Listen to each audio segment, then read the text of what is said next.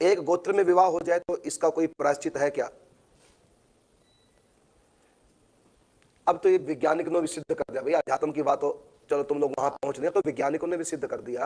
हाँ, अब तो विज्ञान का जमाना है, सगोत्री विवाह होना नहीं चाहिए, उसमें कई प्रकार के बॉडी में रिएक्शन होते हैं, बच्चे के ऊपर बुरा असर पड़ता है, गर्भस्राव हो जाता है।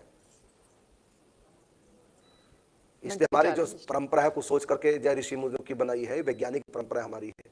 अब यदि हो गया, ये अपराध है। भाई बहन होते हैं सगोत्री, अब सोचो क्या अपराध होता है। मैं कहता दोनों संयम की जिंदगी जिए, जो हुआ सो हुआ। ऐसा तुम लोग कर नहीं पाओगे तो क्यों पूछ रहे हो प्रायश्चित?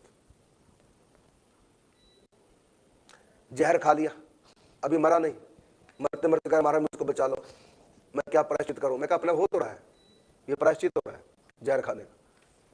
अब तो जहर अपना काम करेगा, गलती कभी क्षमा नहीं हो सकती। अपराधी वो संस्कार रहते हैं, भले ही आपने किसी का अपराध किया, उसने क्षमा कर दिया, लेकिन तब भी वो संस्कार गलती के आपके अंदर रहते हैं, वो बिना भक्ति के समाप्त नहीं होंगे।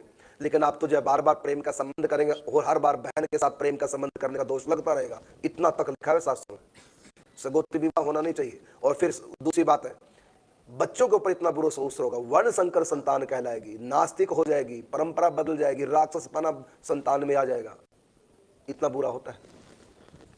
और 3 पीढ़ी के बाद तो बिल्कुल एकदम राक्षसी पैदा हो जाएंगे। पर मेंटली चैलेंज्ड भी बच्चे, हाँ बिल्कुल।